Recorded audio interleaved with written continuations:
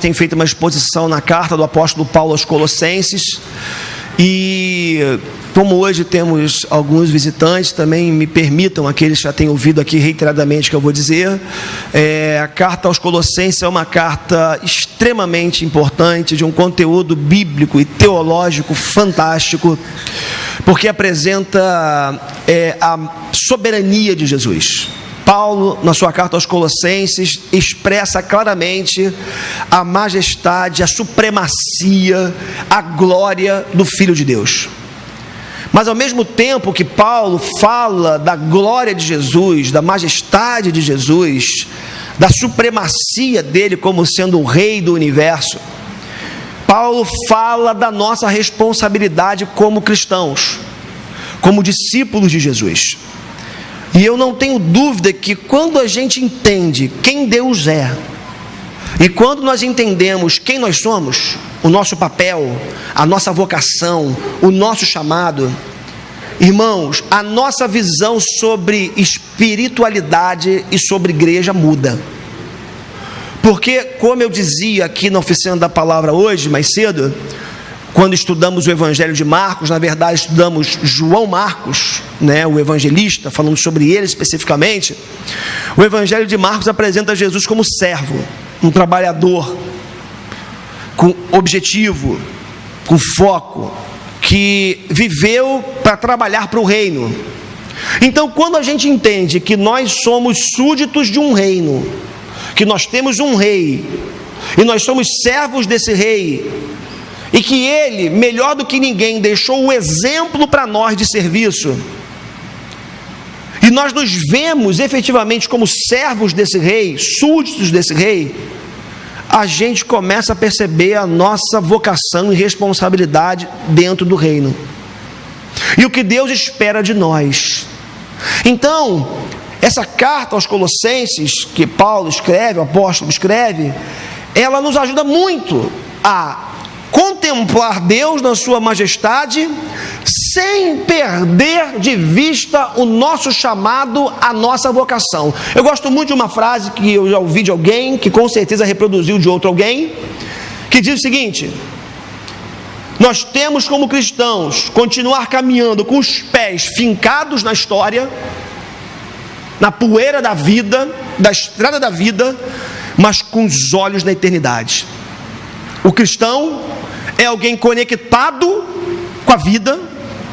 Nós não fomos chamados para ser alienados, nós não fomos chamados para nos desconectarmos do mundo. Eu falava isso ontem, que um dos grandes males que a igreja tem feito ao longo da história na vida das pessoas é tirá-las do mundo e colocá-las dentro da igreja e ponto. Que isso, pastor? Mas esse é o nosso papel? Mais ou menos. O papel da igreja é resgatar quem está perdido lá fora, transformá-lo num discípulo de Jesus, conectado com a sociedade, com a cultura, para transformá-la. Porque se a gente tirar todo mundo do mundo e trouxer para dentro da igreja, ou melhor, tirarmos alguns do mundo, porque todos não tiraremos, e trouxermos da igreja, quem irá lá para fora salvar os perdidos? Então, o grande desafio, e é o desejo do meu coração para a comunidade presbiteriana da freguesia, na visão de igreja que Deus tem dado para a gente, é uma igreja relevante. Qual o conceito de relevância? Você tem um conteúdo relevante, significativo, que faz eco no coração das pessoas, na mente das pessoas. Você ministra para as pessoas certas, no tempo certo. Uma igreja conectada com a sociedade, conectada com a cultura, porque nós não podemos demonizar a cultura como um todo. É óbvio que existem aspectos demoníacos na cultura. Carnaval é um deles.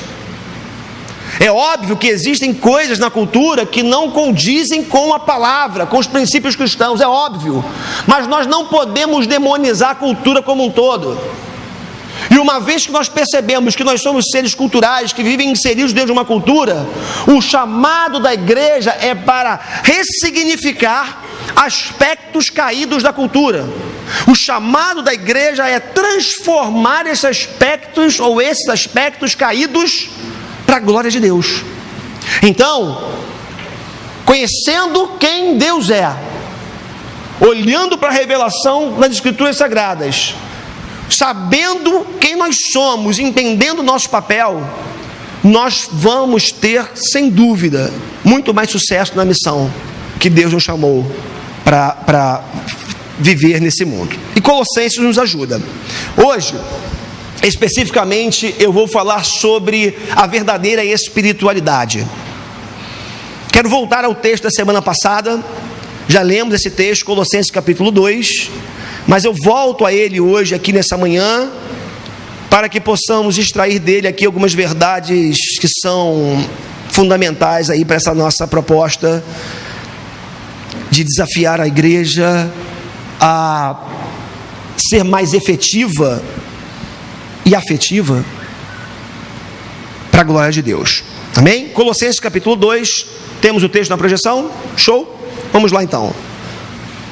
Nele também, eu falei o versículo? Não, né? Porque não vai começar do início, tá bom? Então, Colossenses capítulo 2, de 11 a 23. Colossenses 2, de 11 a 23. Nele também vocês foram circuncidados, não com uma circuncisão feita por mãos humanas, mas com a circuncisão feita por Cristo, que é o despojar do corpo da carne.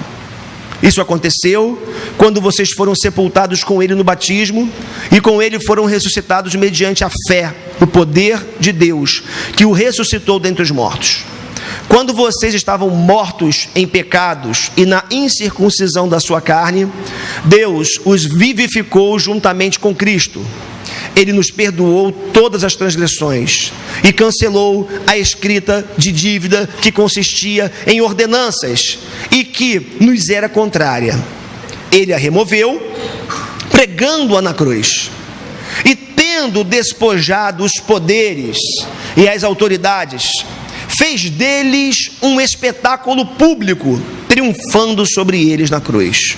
Portanto, não permitam que ninguém os julgue pelo que vocês comem ou bebem, ou com relação a alguma festividade religiosa, ou a celebração das luas novas ou dos dias de sábado. Essas coisas são sombras do que haveria de vir.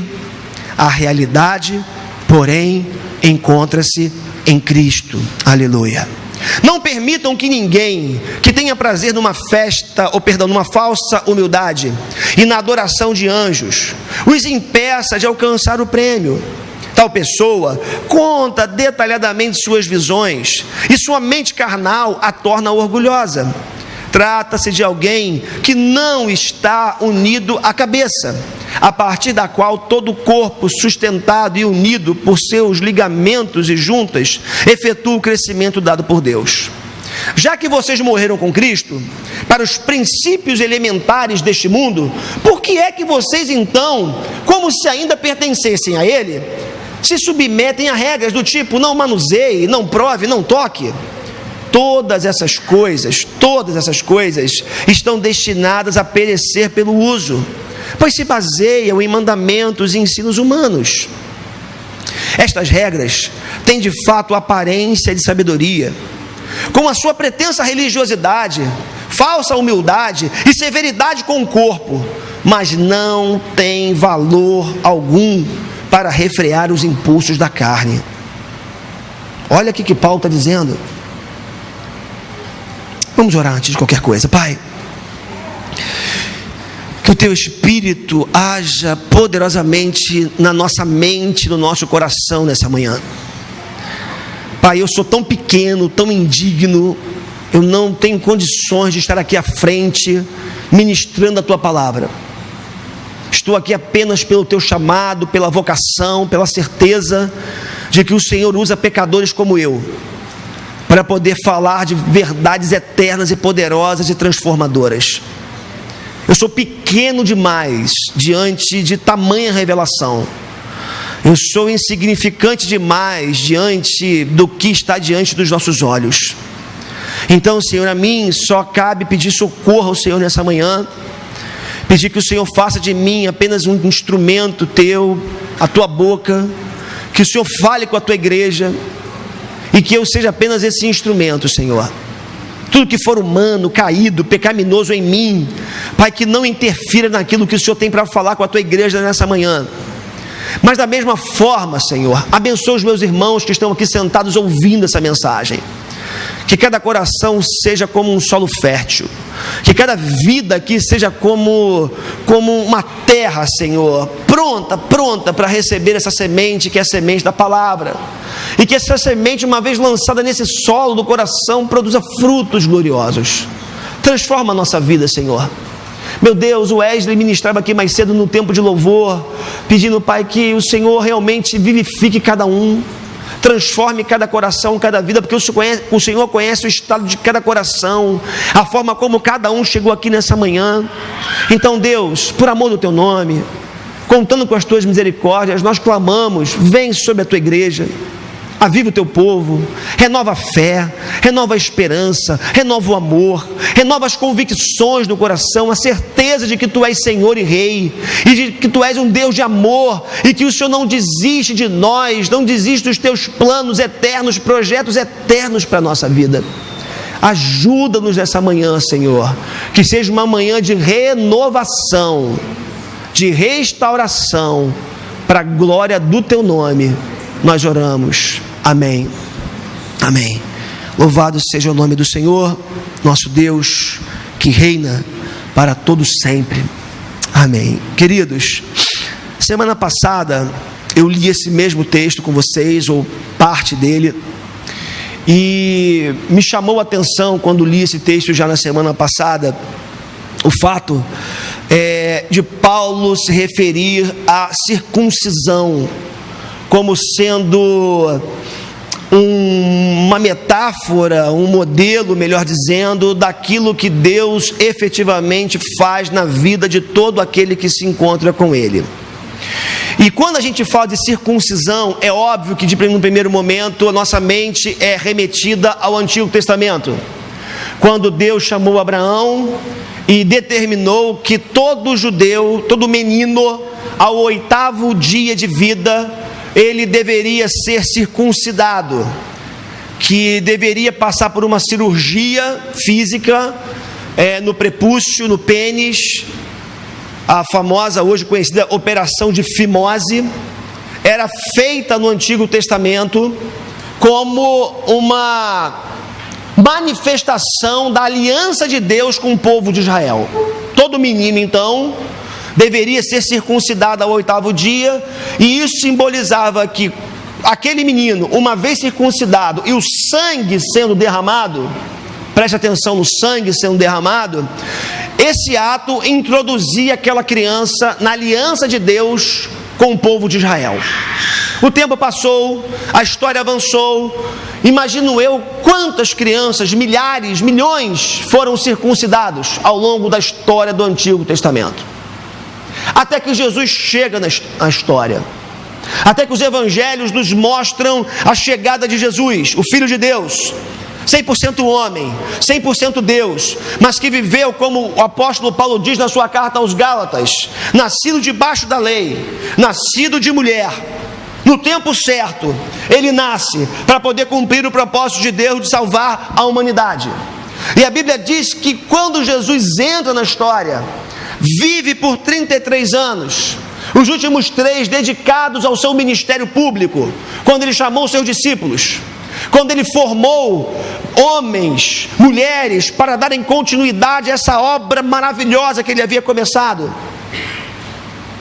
O texto nos informa que quando Jesus ele estabelece o seu reino, aquilo que fora revelado nas páginas do Antigo Testamento se tornaram sombras, apenas indicativos daquilo que de fato veio acontecer na história, que foi a chegada de Jesus.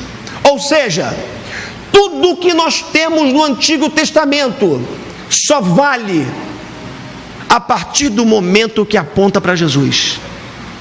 Tudo que nós lemos, de Gênesis até Malaquias, que é o último livro do Antigo Testamento, profeta Malaquias, toda palavra, toda a história do povo de Israel, tudo que aquela nação viveu, toda a lei de Deus, só tem valor porque aponta para Jesus. O que eu quero dizer com isso é que nós devemos aprender a ler o Novo Testamento, entendendo que nós só temos o Novo porque um dia o Velho Testamento foi revelado. E toda vez que nós lemos o Velho Testamento, nós temos que entender que nós lemos o Velho Testamento porque ele aponta para o Novo, para Jesus, para a vinda dele. E dentro desse contexto, dentro dessa lógica de complementação, por assim dizer, nessa lógica onde o velho aponta para o novo e o novo confirma o velho, os dois se completam, falando dos dois testamentos, acontece algo interessante, porque a religião do Antigo Testamento é uma religião, ou era uma religião toda, como é que eu posso dizer, voltada para o mundo exterior.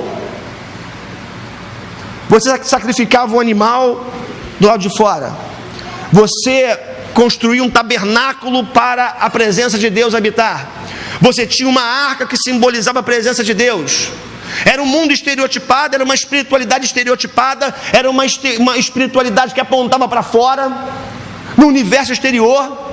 Mas quando Jesus vem e faz uma revolução, e a revolução de Jesus passa pelo seguinte ponto: toda devocionalidade externa, que dependia de símbolos, que dependia de elementos, que dependia de figuras, que dependia de sacerdote, que dependia de templo, tudo isso agora pode ser vivido no âmbito interno.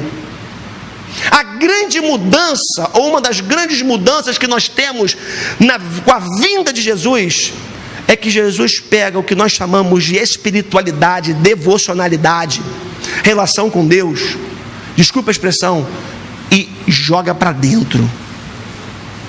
A vida com Deus hoje independe de elementos externos, por uma razão: Jesus veio. E aí, Paulo nessa carta, ele está falando justamente dessa circuncisão, não mais a circuncisão do pênis do menino ao 8º dia de vida, mas a circuncisão do coração, a obra espiritual que Deus faz na vida de todo aquele que crer nele. E João, no seu evangelho, vai chamar isso de regeneração, novo nascimento, que é o princípio da vida cristã. Meus irmãos, entendam uma coisa nessa manhã: não tem como começar a caminhar com Deus sem nascer de novo. Não tem como começar uma relação com Deus sem você, como João diz no seu evangelho, nascer da água e do Espírito. Esse é o ponto de partida da reconexão do homem pecador com o Deus Santo. Ou o homem nasce de novo, e esse novo nascimento não é fabricado, não é produzido, não é conquistado, mas é fruto da graça de Deus, do amor incondicional de Deus. Ou nós continuaremos caminhando, tateando no escuro, em busca de algo que nós nem sequer sabemos muito bem o que é. O que eu estou querendo dizer a título de introdução ainda é que a circuncisão do coração é o que todo aquele que diz que caminha com Deus, que anda com Deus e que ama a Deus, precisa experimentar, sob pena de nunca ter tido uma experiência verdadeira com Jesus. Se você está aqui nessa manhã, mas o Espírito de Deus não fez uma cirurgia no teu coração chamada circuncisão, você não nasceu de novo. Pastor, como é que isso funciona? Ou você sabe quem é? Não, eu não sei. Isso é você e Deus. É você e Deus. E é óbvio, os frutos que você produz. O fato é que essa reconexão só é possível por conta de duas informações que Paulo traz nesse texto que a gente leu aqui agora há pouco. Esse é um texto muito importante, é um texto muito precioso, e Paulo vai dizer que essa reconexão que é feita por meio dessa circuncisão do coração, ela só é possível na nossa vida porque duas coisas aconteceram, digamos assim, à luz do texto que a gente está lendo. E o texto que a gente leu traz duas coisas de início muito importantes. Primeiro, ele diz que houve uma espécie de apagar um escrito de dívida que pesava sobre cada um de nós. Primeira informação que Paulo traz nesse texto preciosa é então: o escrito de dívida foi pregado na cruz. E uma vez que o escrito de dívida que pesava sobre nós foi pregado na cruz, nós fomos feitos justos, justificados, perdoados, não mais devedores diante de Deus. Deixa eu dizer uma coisa para você. Eu já perguntei em alguns contextos, conversando com algumas pessoas, perguntando do que você é salvo. Não foram poucas as pessoas que me responderam que nós somos salvos do inferno, que nós somos salvos do diabo. Não! Quando um homem é salvo, ele não é salvo do inferno nem do diabo. Isso é uma consequência futura de quem não está com Deus. Paulo, na sua carta aos Romanos, no capítulo 5, vai dizer: sendo, pois, justificados, temos paz com Deus. O nosso problema não é com o diabo, quando a gente não tem Deus. O nosso problema é com Deus. Porque a Bíblia diz que o homem que não teve o coração circuncidado, que não se encontrou com Deus, esse homem vive em guerra contra o seu Criador.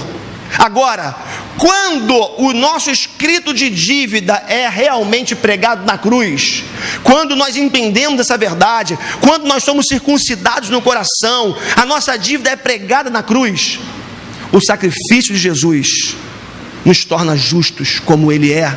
E mais do que isso, eu que antes era inimigo de Deus por natureza, agora eu me torno um justo amigo de Deus, pronto para me relacionar com Ele. Então, o nosso problema não é o diabo, ou o problema daquele que não tem Deus não é o diabo em última análise. O problema de quem não teve o coração circuncidado é o próprio Deus. E essa é a maior tragédia humana, ter virado as costas para Deus um dia. E o texto que a gente leu, o verso 14 especificamente, temos na projeção, diz assim: e cancelou a escrita de dívida, que consistia em ordenanças e que nos era contrária. Ele a removeu, pregando-a na cruz. O que Paulo está dizendo? Durante todo o período do Antigo Testamento, houve um código legal. Deus revela a Moisés o seu código de leis, e é óbvio, foi importante, foi necessário para aquele tempo. Todavia, aquele código, ele, com todos os seus preceitos, alguns já disseram que eram mais de 600 preceitos, que havia no código de Moisés, fora as interpretações dos rabinos, fora os apêndices, fora as anotações de rodapé que se transformavam em lei para o povo de Israel, fora tudo isso, 620, não sei, aproximadamente, preceitos do Antigo Testamento. O que acontece é o seguinte: todos aqueles preceitos consistiam em ordenanças do não prove, não toque, não mexa, não vá, não se relacione com um determinado tipo de pessoas, não faça isso, não faça aquilo, obedeça a dias específicos, obedeça a lugares específicos, adore a Deus aqui, não adore a Deus acolá.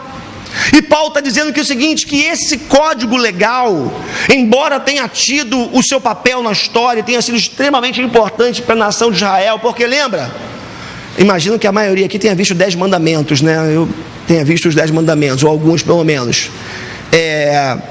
Vocês sabem que aquele povo que recebeu um código legal, ou seja, um código de leis, os 10 mandamentos e as leis em geral, aquele era um grupo de ex-escravos, de gente que sai de uma escravidão de 400 anos no Egito. Imagina, calcula-se aproximadamente 2 milhões de pessoas saídas do Egito, capitaneadas por Moisés. E aí o que acontece ali é que, de repente, um bando de ex-escravos, sem referências, sem princípios legais, sem regras civis, sem ordem, de repente está no deserto. E eles precisavam de um código de lei justamente para organizá-los. E foi o que aconteceu. E aconteceu por muito tempo. E essa lei prevaleceu por muito tempo. Todavia, o que Paulo está dizendo aqui é o seguinte, que essa lei, conquanto importante, ela não tinha o poder de salvar ninguém. Ela também, como eu disse lá atrás, apontava para algo muito maior, que foi a vinda de Jesus.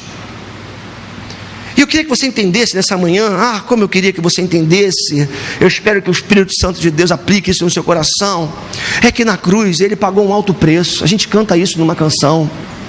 Ele foi julgado, Jesus foi condenado, Ele assumiu o nosso lugar, em nosso favor. Jesus morreu na cruz, para que toda a acusação que até então pesava sobre nós, agora pudesse pesar sobre Ele. Ele se fez maldito naquela cruz por nós, por uma razão muito simples, para que eu e você pudéssemos gozar da verdadeira liberdade dos filhos de Deus. Sabia que você é livre? Sabia que você é livre? Sabia que você hoje é uma pessoa livre? Se você crê em Jesus, Ele te trouxe liberdade. Oba, pastor, eu sou livre. Eu sou livre para fazer o que eu quiser, para pecar. Não, peraí. Porque a verdadeira liberdade, ela nos amarra cada vez mais a Deus. Ela nos leva cada vez mais para Deus. E deixa eu te dizer uma coisa mais. Jesus, Ele morreu naquela cruz, se fez maldito, apaga a nossa dívida. E isso não tem a ver, isso é muito importante você entender nessa manhã. Não tem a ver com a quantidade de dinheiro que você entrega numa igreja, não tem a ver com as obras que você faz, não tem nada a ver com o que nós fazemos ou deixamos de fazer. Você conhece a palavra graça? A palavra graça significa favor imerecido. Deus um dia olhou para Helena, faz assim, Helena, dá um tchauzinho para a gente. Olhou para Helena e falou assim: eu decido te amar, Helena. Não pelo que você é, não pelo que você faz, não pelo que você fez. Eu simplesmente, por critérios que são meus, da minha soberania, eu decido te amar. Isso é graça. É Deus vir ao encontro de homens, mulheres, pecadores na história e chamá-los, apesar do que são e apesar do que fazem. Não depende de nada. Como o pastor Alexandre já dizia aqui, não depende da tua conta bancária, do teu carro, da tua casa, do condomínio que você mora. Não depende de nada, apenas do seu amor. Vai entender um negócio desse? Eu sou seletivo, você é seletivo nos relacionamentos, não é verdade? Alguém já disse que a gente não se relaciona mais com as pessoas. O meu relógio se relaciona com o teu. A marca do meu relógio se relaciona com a marca do teu relógio. O meu condomínio se relaciona com o teu condomínio. O modelo do meu carro se relaciona com o modelo do teu carro. E nós vamos buscando pessoas a partir do nosso nível social, do nosso grau de intelectualidade, conhecimento, prazeres, gostos. A gente vai se conectando. Deus não age assim. Deus olha para a gente, é capaz de olhar para o mais indigno pecador e dizer: vem. Mas por que eu fiz? Eu não estou falando de mérito. Vem. É isso que Deus faz. Então a primeira coisa que Deus faz, ou fez por nós na cruz do Calvário, através de seu Filho Jesus, foi apagar o escrito de dívida que pesava sobre nós. Pecadores que voltaram as costas para Deus, mas que Deus decidiu na sua soberania amar. Ponto.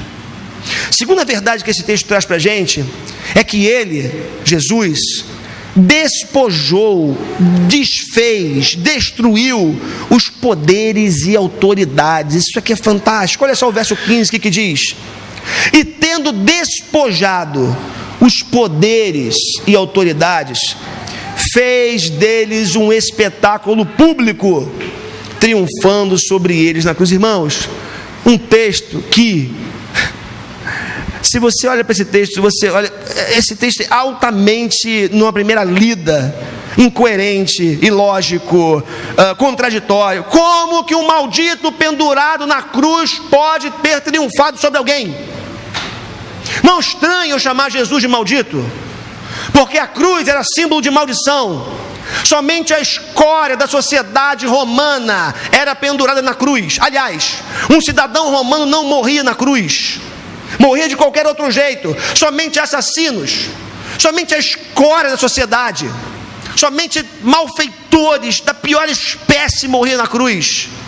E a Bíblia diz que Jesus se fez maldito por cada um de nós. Então ali havia um maldito na cruz, aos olhos dos homens, um maldito na cruz, pendurado. Quem viu o filme do Mel Gibson? né? Paixão de Cristo. Eu acho que aquele filme retrata bem o que aconteceu com Jesus. As chicotadas que ele recebeu não eram chicotes qualquer, eram chicotes com ou pontas de ferro ou ossos, pontas de ossos na sua ponta, que quando entravam nas costas de um condenado, rasgava de cima embaixo. Ele recebeu uma coroa de espinhos que não foi como a do Henrique Cristo, que eu encontrei uma vez no Henrique Cristo, que eu encontrei uma vez no Carrefour, e eu ainda seminarista fui discutir com ele, né? No calor da emoção, né? Seminarista achando que sabia tudo, fui lá discutir com ele, né? E ele serenamente, né? Virou as costas para mim, com as suas discípulas atrás, e saiu. 8 carrinhos de compras assim, com um carrão lá fora esperando por ele, com uma coroa de espinhos para fora. É mole? É mole, de plástico para fora. É mole. A coroa de espinhos que Jesus recebeu penetrou no seu crânio. Os grampos, os espinhos penetraram na sua cabeça. Uma lança furou o seu lado. Ele sofreu, se fez maldito, foi oprimido, foi chicoteado, sofreu até o momento que na cruz ele deu o brado final. Irmãos, aquele brado final, conquanto as autoridades romanas e judaicas, ao olharem para aquilo, tenham dito: mais um se foi, esse não nos preocupará mais. Naquele momento, Jesus estava dando um brado de vitória. Naquele momento, Jesus estava, como Paulo está dizendo, despojando os poderes e as autoridades, fez deles um espetáculo público, triunfando sobre eles na cruz. O brado final, o suspiro final de Jesus, quando diz: nas tuas mãos entrego o meu espírito, foi a vitória dele sobre toda autoridade que pretensamente achava estar triunfando sobre ele. Naquele momento, vou usar uma expressão, Jesus inverte o jogo. Imagino eu que os discípulos até o último instante ficaram esperando: agora vai, agora ele desce, agora os anjos vão chegar, vão tirar ele da cruz, ele vai triunfar. Mas não acontece, ele morre. E ali Paulo está dizendo, naquele momento, ele está, mesmo pendurado na cruz, ele está derrotando, triunfando sobre os seus algozes, sobre as autoridades que o crucificaram, que o mataram. Sabe o que Paulo está afirmando? Paulo está afirmando que a nossa salvação custou muito caro. Meu irmão, um dia você vai para o céu. Se você crê em Jesus, se o teu coração é dele, você vai para o céu, amém? Quem espera o céu aqui? Quem espera o céu? Amém, eu espero o céu. Eu quero o céu, mas eu quero o céu agora. Eu quero começar a viver como se eu já estivesse no céu. Porque o grande problema nosso muitas vezes é: a gente espera um céu futuro, mas nós não vivemos como cidadãos do céu. E a gente acha que somente quando chegarmos lá, teremos que viver como cidadãos de lá. Mas o problema, a questão é: nós somos cidadãos de lá, mas estamos cá por enquanto. E como nós estamos cá, estamos aqui, nós precisamos aprender a valorizar o sacrifício da cruz. Quando você vive como cidadão do reino dos céus aqui, você está valorizando o que Jesus fez por você naquela cruz, aquele sofrimento. E Paulo está dizendo, está afirmando que a nossa salvação custou muito caro. E porque custou muito caro, a gente não pode permitir que a religião estrague o que Jesus fez por nós. Olha o que eu acabei de dizer. Paulo está afirmando que porque a nossa salvação custou muito caro para Jesus, não para nós é de graça, nós não podemos permitir que a religião, nem que líderes religiosos, nem que ninguém, nem que interpretações equivocadas da Bíblia roubem de nós o que Jesus fez. Ou seja, Paulo diz na sua carta aos Romanos, e foi o baluarte, e foi o estopim da reforma protestante do século XVI com Martinho Lutero, quando ele vai para Romanos e vê: o justo viverá da fé. essa frase, preste atenção, de um homem acostumado a viver debaixo do peso da religião, a colocar elementos externos naquilo que Deus disse que deveria ser interno, a colocar elementos da religiosidade não católica, porque não tinha essa divisão ali, né? Ainda, da igreja universal que era católico. A palavra católico significa universal, a única igreja que existia. Lutero olha aquilo, o justo viverá pela fé, quando ele lê os Romanos, e a história diz que o coração do Lutero começa a aquecer, pegar fogo, e naquele momento começa a reforma protestante, que fez com que nós hoje pudéssemos estar aqui. Que eu quero que você entenda apenas uma coisa por enquanto: a única coisa que Deus manda que age na minha vida e na sua vida, para nossa devocionalidade, espiritualidade, relação com Ele, é fé. Qualquer outra coisa, qualquer outro elemento, qualquer outra obrigação, qualquer outra peso que tentem colocar sobre você, que seja anátema, como Paulo diz, ou maldito, porque não é evangelho. Interessante, porque vejam só como que Jesus ele rompe com algumas crenças, com algumas práticas que até então eram caras na tradição judaica, mas que Jesus, quando chega, ele rompe. Por exemplo, Jesus curou no sábado e foi crucificado, julgado por isso. Mas sabe por que Jesus curou no sábado? Porque ele entendeu que a vida vale mais. Se tinha alguém sofrendo, como não curar no sábado? Jesus tocou num leproso, um leproso que era um maldito. Havia uma cidade, nós vamos estudar no Antigo Testamento isso, chamada cidade de refúgio. Os leprosos viviam refugiados na cidade de refúgio, que era destinada somente para os malditos, enfermos, gente que poderia contaminar a nação com a sua lepra. Lepra hoje é um problema, imagina naquele tempo. Jesus tocou no leproso. Era proibido para um homem judeu tocar numa pessoa morta, num animal morto, num leproso, na mulher no dia de menstruação. Mulher nos dias de menstruação era maldita, ficava impura, não podia ser tocada. Jesus toca numa mulher com fluxo de sangue havia 12 anos. Ele toca no leproso, ele cura um cego de nascença. Cego de nascença era tido como maldito, e o judeu acreditava que aquela criança podia ter cometido um pecado dentro do ventre materno. Olha que loucura.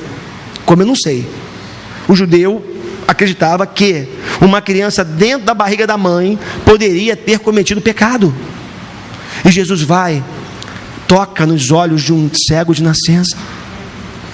Jesus rompe com a religiosidade do seu tempo. Jesus conversou com uma mulher samaritana.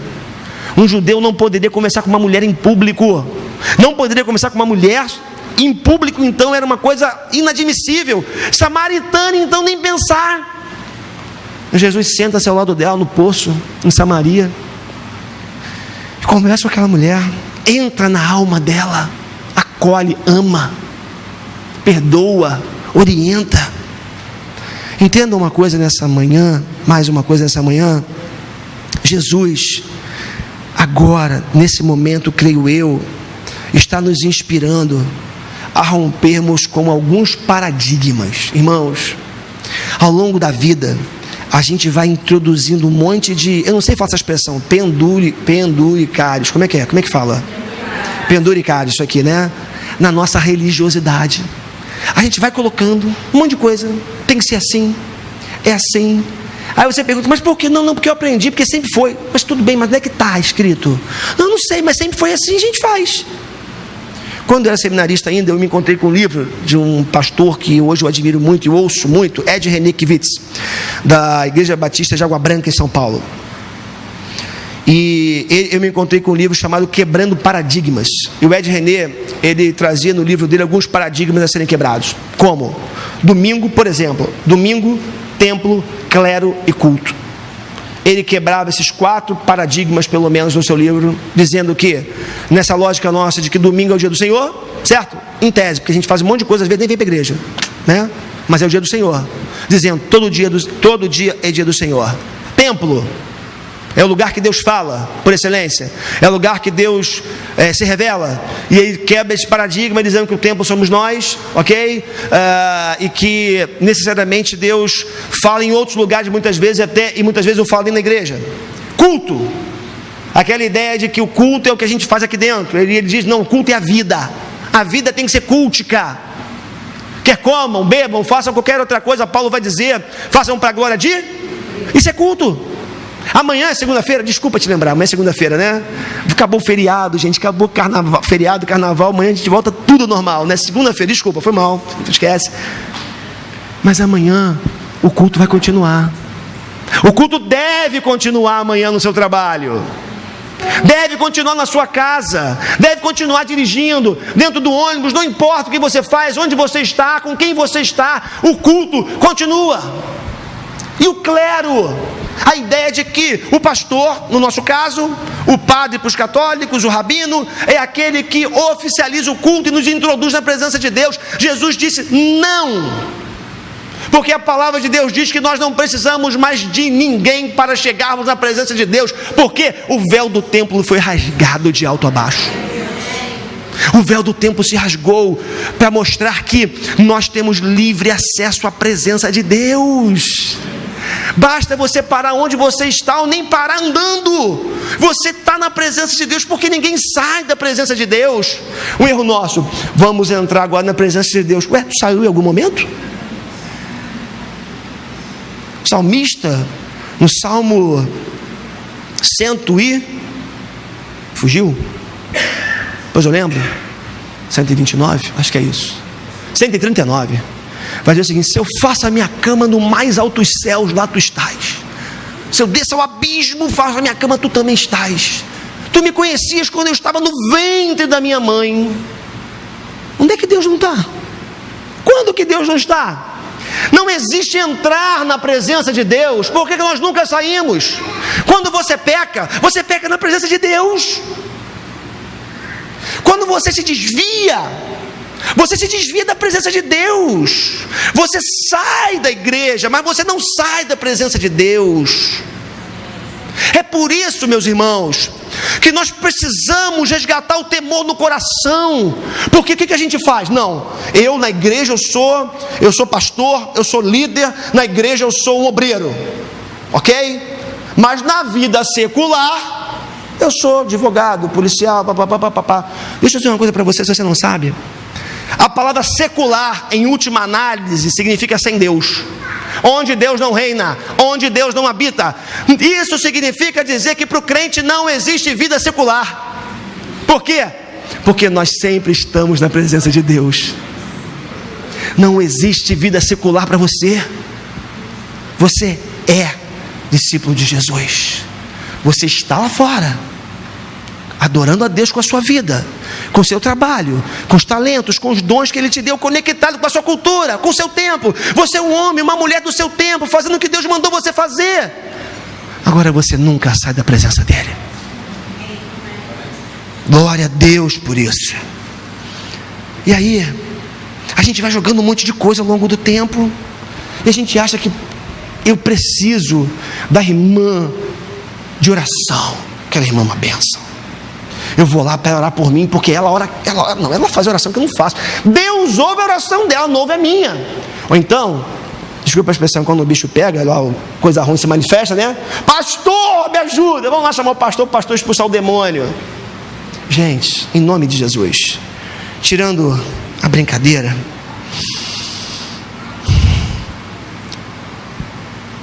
a gente precisa aprender a crescer. Está na hora de crescer. Está na hora da gente ser aquilo que Deus chamou a gente para ser, cumprir o papel que Deus nos chamou para cumprir na história, depender menos de elementos. Tem gente que só consegue orar na igreja, tem gente que só consegue orar de joelhos, a gente vai criando tanta coisa, tanta dificuldade, tanta barreira, tanto penduricário da fé, da religião. E a gente vai esquecendo, perdendo essa interioridade, essa relação íntima com Deus. A religião, que na sua origem é tão fantástica, né? A palavra religião vem do latim religare, religar o homem pecador ao Deus santo. É lindo. O problema é que a religião se transformou num monstro tão feio. As pessoas matam por causa da religião. As pessoas brigam por causa da religião. As pessoas destroem por causa da religião. Enquanto a religião precisa ser algo que aproxime o homem de Deus, ao invés de criar obstáculos para ele. Agora, qual o papel da igreja nesse processo? Qual o papel da igreja, da comunidade presbiteriana da freguesia e das igrejas em geral? Vou tentar passar rapidamente por isso. Primeiro, a igreja existe para prestar culto a Deus. Irmãos, isso aqui é fundamental. Uma igreja existe para prestar culto a Deus. Não é culto à persona, à pessoa, ao carisma de ninguém. É culto a Deus. O centro da igreja deve ser Deus, o Evangelho, Jesus. Perceba que eu disse culto a Deus. A boa nova de Jesus deve ser o centro. Rodou na internet ontem no Facebook, e é uma frase do Ricardo Agreste que eu já tinha ouvido ele falar tantas outras vezes, e é muito interessante, não sei se é dele também. Ricardo Agreste é um pastor amigo de Campinas, da comunidade presbiteriana Chácara Primavera, em Campinas. Ele diz o seguinte: se tem música, Márcio compartilhou isso ontem, né? Se tem música, mas não tem evangelho, é show, não é culto. Se tem obra social, mas não tem evangelho, é ONG, não é culto na igreja. Se tem ambiente legal, gente bacana, agradável, mas não tem evangelho, é clube, mas não é igreja. Vocês conseguem entender? Você pode ter uma música fantástica na igreja, mas se não tiver evangelho, não é igreja. Você pode ter um ambiente, aquela igreja legal, pessoal legal, bacana, gente boa, mas se não tiver evangelho, tem clubes melhores por aí. Você pode gostar de gente, obra social, igreja engajada, mas se não tiver evangelho, é uma ONG. Igreja de verdade tem evangelho no centro. O evangelho é pregado, a cruz é pregada, Jesus é anunciado. Fala-se de perdão, de arrependimento, fala-se de pecado. Como João Batista sempre proclamou: arrependei-vos. Arrependimento deve ser o centro da nossa mensagem. O mundo está como está porque as pessoas não se arrependem, fazem um monte de bobagem e não se arrependem, não pedem perdão, não reconciliam, não reconsideram verdades absolutas. Eu tenho a minha verdade absoluta, ninguém muda. Onde é que você vai parar assim? Vai se destruir, vai acabar com a tua família, e vai ser infeliz, e vai fazer os outros infelizes. Igreja é lugar que prega arrependimento, mudança de vida. Isso é igreja, é evangelho. Igreja também existe para ser uma ponte entre o homem e Deus. Se a igreja coloca muros, cria muros ao invés de construir pontes, não serve.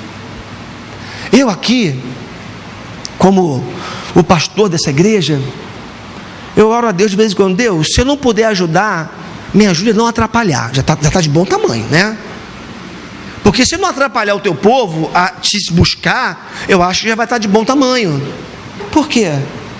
Porque às vezes, queridos, eu temo a Deus nesse ponto, sabe? Porque eu temo a Deus, e esse é um ponto que me chama a atenção, porque na minha caminhada cristã, que não é pequena, já tem muitos anos de caminhada, muitos anos na igreja, cresci na igreja e, enfim, eu tenho visto tanta coisa, sabe? De gente que começou tão pequeno e tão humilde, e quando cresceu se tornou algo tão estranho. Aí eu me lembro de Deus falando para Davi, quando Davi começou a tentar se achar alguma coisa: Davi, eu te conheço lá de trás das malhadas, tu era um Zé Ninguém, tu era um pastorzinho de nada, eu te conhecia, e agora porque tu é rei de Israel, tu está se achando alguma coisa? Aí se esquece da origem, dos sonhos iniciais. Enfim, eu peço a Deus que, Se essa igreja um dia vier a crescer mais do que isso aqui, quando eu digo mais, não que eu não quero que cresça, a gente tem uma visão de igreja aqui de multiplicação, né? Não de vamos quebrar tudo e fazer um mega templo. Não conte com isso aqui. Eu não tenho visão de mega igreja, não tenho. Agora tenho visão de vários núcleos, abençoando em vários lugares. Homem de Deus aqui, mulher de Deus com visão de reino. Vamos começar um núcleo novo. Vamos ali para... Cadê o Júnior? Está por aí? O Júnior está aqui não, né? Paulinho está aqui não, né? Vamos lá para Piedade, né? Vamos gostar daí, brincar com eles. Para Piedade. Porque a prefeitura estou brincando porque a prefeitura tirou tantos ônibus das ruas que Paulinho e Júnior estão com dificuldade para chegar na igreja. Eu fui buscá-los em Piedade no dia do carnaval porque não tinha ônibus. Aí eu ia brincar com eles, né? Porque planta a igreja, gente, sabe? Com essa visão, pequenos grupos, pequenos núcleos. Eu não tenho visão de mega igreja, até porque eu sei que para você depois manter. Deixa eu dizer uma coisa rápida para vocês, um parênteses aqui. Se essa igreja amanhã explode não, no bom sentido, tá? Assim, né? Daqui a pouco tem aqui 300 pessoas. Sabe como é que vai ser? Eu vou chegar aqui domingo, não para adorar a Deus, mas preocupado com a estrutura e quanto que a igreja vai arrecadar para poder pagar a estrutura que ela criou.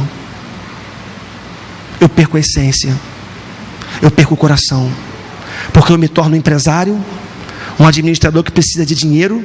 Eu fico aqui o tempo todo olhando para aquela caixinha na hora do dízimo, pensando assim: será que vai entrar o suficiente para pagar a conta na segunda-feira? Porque criou uma estrutura imensa. E aí? E agora? Tem que bancar. Hoje, eu nem olho para aquilo. Entra ali, eu não sei nem quem entra, quem deu, quem não deu. Não controlo isso aqui na igreja. Quem está aqui com a gente sabe disso. Não sei. E graças a Deus eu não me preocupo com isso. Então, a igreja tem que ser um lugar que inspire as pessoas, que facilite, que crie pontes e não muros para que as pessoas cheguem até Deus. A igreja deve ser um instrumento por excelência de acolhimento de Deus aos feridos, cansados e sobrecarregados. Como tem gente ferida? Você conhece gente ferida? Pode ser que você esteja ferido nessa manhã. Olha em Mateus capítulo 11, versos de 28 a 18, que diz: venham a mim todos os que estão cansados e sobrecarregados, e eu lhes darei descanso.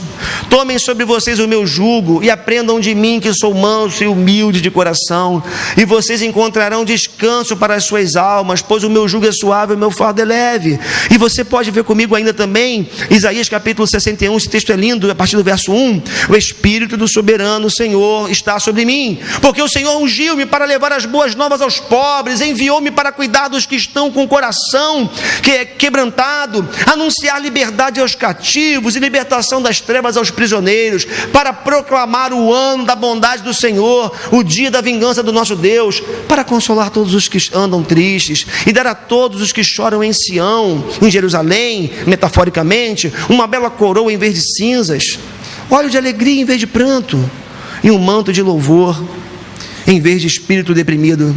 Eles serão chamados carvalhos de justiça, plantio do Senhor para a manifestação da sua glória. Isso é igreja, lugar de acolhimento. Lugar que eu olho para o meu irmão e olho assim: a carinha dele não está boa. Eu preciso falar com esse irmão. Essa semana aconteceu uma coisa interessante. Quase que eu pequei. Não, quase. Eu fiquei tentado. Sexta-feira, eu dei aula hoje de manhã, estou pregando, vou pregar de noite. Maratona hoje de púlpito aqui. Coitado de vocês, né? Mas eu estava lá no auge da minha preparação. Aí o irmão me liga: pastor, estou precisando falar. Eu falei: cara, aí eu olha a minha capacidade. Ainda falei da minha agenda para o irmão. Falei: cara, hoje isso, tem que fazer isso. Quando eu estava falando, não, para tudo. Falei: cara, você pode chegar aqui em 1 hora? Posso. Aí ele veio, abriu o coração, quebrado, precisando ser acolhido, precisando ser tratado. Olha o que eu ia fazer, por causa de conteúdo, vir à noite estudando, lendo, se preparando, orando, fazendo o que tem que fazer. Eu ia deixar de acolher um irmão sofrendo. E eu lembrei que uma vez eu julguei um pastor amigo, ele era meu pastor na época, porque uma criança de 13 anos morreu, a mãe desesperada, E eu liguei para ele e ele falou: cara, eu não posso, que eu estou aqui preparando um sermão que eu vou pregar mais tarde. Eu falei: o quê? Tem uma mãe aqui sofrendo. Falei para ele: você tem que vir. Aí ele foi, o cara até foi. Aí como é que a gente é, né? A gente faz igualzinho. Igreja é lugar de acolhimento, não é lugar de ostentação, não é lugar de você aparecer, querer ser. É lugar de pastoreio mútuo. Eu te pastoreio, você me pastoreia.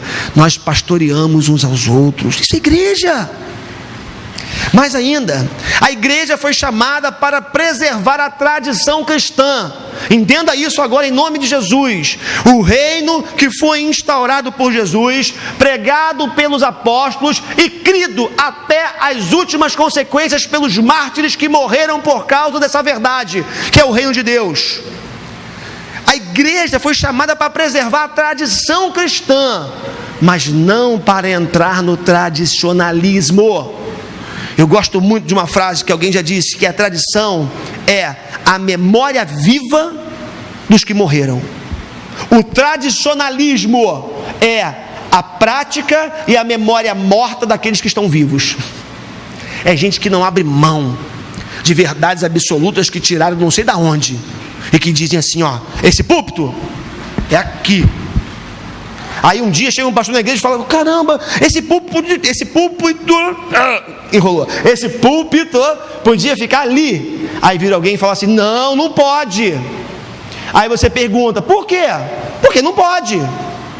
Aí você tenta assim: tudo bem, não pode, mas por quê? Porque sempre foi aqui. Peraí, tudo bem, sempre foi aqui, mas será que não está na hora de colocar ali? E não pode, não vai. Isso é tradicionalismo. Agora, Atos capítulo 2, 42 diz o seguinte: eles se dedicavam ao ensino dos apóstolos e à comunhão, ao partir do pão e às orações. A igreja é chamada para dar continuidade ao ensino dos apóstolos, ao partir do pão, à Santa Ceia, às ministrações, a dar continuidade ao que Jesus instituiu, a que os apóstolos deram continuidade e aquilo que os mártires morreram, deram a vida por causa dessas verdades. Ouvi essa semana alguém dizer: muita formalidade é igual a pouco afeto e pouca intimidade. Você enche o ambiente de formalidade, a gente perde a conexão. Mas não pode ser balbúrdia, não pode ter desordem, não pode ser oba-oba, não pode ser irreverente. Você pode ser informal sem ser irreverente. Isso é importante. Você pode ser informal. Eu acho que nossa igreja é uma igreja informal, sem ser irreverente, sem ser desorganizado. Tem que ter ordem. O culto tem que ter hora para terminar. Por exemplo, eu tenho que terminar o culto agora. Está passando do horário, já falei demais. Excesso de formalismo, de formalidade, rouba a vida, rouba a intimidade. Eu vi também alguém dizer essa semana: se você na sua casa chega para a tua esposa e fala assim: por favor, me passa o sal. Isso não é educação, não. Ele dizia: isso é problema no casamento. Tem alguma coisa errada aí. Tem gente que passa o sal aí. Intimidade faz isso, né? Passa o sal aí na mesa. Ele brincava assim. O pastor, eu ouvi essa semana ele dizendo isso. Por quê? O marido chega para a esposa: por favor, passa o sal. Coisa errada. Tem que buscar aconselhamento pastoral, terapia de casal, essas coisas todas, né? Intimidade. Não vai ser um grosso: aí mulher, passa o sal aí. Não é assim, gente, não é isso que eu estou dizendo, né? Mas tem uma coisa errada aí na relação. E na igreja não é diferente. Excesso dessa formalidade, o formalismo produz essa falta da vida, dessa coisa gostosa com Deus, desse afeto, dessa intimidade. A igreja também, estou terminando, é um lugar formado por pessoas que largaram o reino do eu. Essa frase não é minha. Largaram o reino do eu. Chega, entrou por aquela porta, entregou a vida para Jesus, acabou esse negócio de eu, para mim, em mim, me dá, cadê que é meu? Não. A oração do Pai Nosso revela isso muito bem. Pai nosso que está nos céus, santificado seja o teu nome, venha o teu reino, seja feita a tua vontade. O pão nosso de cada dia nos dai hoje. Perdoa as nossas ofensas. Acabou. O reino do eu já era para o crente. Está conectado com gente que foi salva como você, que é pecador como você. Isso significa dizer, irmãos, que nós fomos chamados para viver uns para os outros, com os outros. O reino do eu já era. Se você quer entrar nessa aventura, entre aspas, chamada igreja, nessa vibe chamada igreja, o reino do eu não funciona mais. Porque a igreja ela é formada por pessoas que veem o outro como uma extensão de si mesmo. Olha que coisa linda, Atos capítulo 4, 32, da multidão dos que creram. Eu amo esse texto. Da multidão dos que creram, uma era a mente e um o coração. Ninguém considerava unicamente sua coisa alguma que possuísse, mas compartilhavam, que coisa linda, tudo o que tinham. É meu, Deus me deu.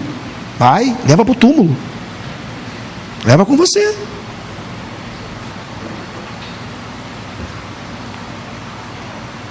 Esse conceito de solidariedade da raça que a Bíblia traz é muito importante. A igreja também é um lugar de gente autêntica, sincera, mas sensível e amorosa. Cuidado com o excesso de sinceridade. Eu sou sincero com tudo que eu falo. Aí tu está ferindo todo mundo, dando tiro para tudo. Igual a metralhadora, que eu vi essa semana na televisão lá, né? Cuidado com isso. Eu sou verdadeiro, autêntico. Seja autêntico, seja verdadeiro, mas seja sensível. Cuidado, porque você pode matar alguém com a sua boca. A igreja é lugar do místico, do espiritual, mas não do misticismo. Tem diferença. Exemplos do místico na igreja. O momento da ministração da palavra é místico. Nesse momento o Espírito Santo está aplicando verdades eternas nos corações. Nesse momento Deus está transformando realidades. Nesse momento Deus está ressignificando coisas na sua vida. Esse é o momento altamente espiritual do culto, onde Deus fala com o seu povo, usando essa mula que está aqui, porque Deus usa a mula para falar. Deus faz isso. É sobrenatural, é místico. O momento da palavra. A mesa do Senhor é outro momento místico, que os teólogos chamam de meio de graça. O batismo, a comunhão, irmãos. Existe um mistério profundo na comunhão. Não dá para explicar. Não é energia, não sentir uma energia positiva, nada disso. Não tem energia nenhuma. Tem o Espírito Santo de Deus conectando corações. E um abraço transforma a vida do irmão, renova, fortalece. É místico isso. Mas também tem exemplos de misticismo na igreja. Já falei, líderes carismáticos, eloquentes, poderosos, né? Paletó que vem para um lado, que sobra para o outro, unção disso, unção daquilo. Não vou entrar nesse mérito. A igreja como templo físico. Eu vou entrar. Tem gente que entra, não precisa entrar na igreja aqui, né? Para orar. Preciso da igreja para orar. Eu preciso do templo. Isso é misticismo. Não é místico, é misticismo. Água ungida, lenço ungido, paletó ungido. Isso é misticismo. Não tem a ver com a mística cristã. O dízimo como moeda de troca. Eu dou aqui, pastor, Deus, o senhor está vendo, hein, Deus? Eu estou dando aqui, então sabe como é que é barganha, né? Troca com Deus. Isso é misticismo. É você transformar o dízimo como moeda de troca com Deus. Tudo isso aí presente no culto penduricário, obrigado, da religião. E Paulo está dizendo, não permitam que nada disso roube de vocês a essência. A essência é coração interior conectado com o trono da graça de Deus, ponto. Não precisamos de mais nada. E Jesus, ele veio para formar justamente servos, discípulos, colaboradores para o seu reino. E a religião, como ela tem se apresentado opressora nos nossos dias, e ao longo dos séculos, por que não dizer, acredito eu que essa forma como está configurada não foi o ideal de Jesus. Eu vou conversar uma coisa para vocês. Eu não sei se a igreja como está configurada hoje, formatada hoje, foi a igreja idealizada por Jesus. Aliás, eu tenho certeza que não foi. Atos capítulo 2, de 42 a 47, prova o que eu estou dizendo.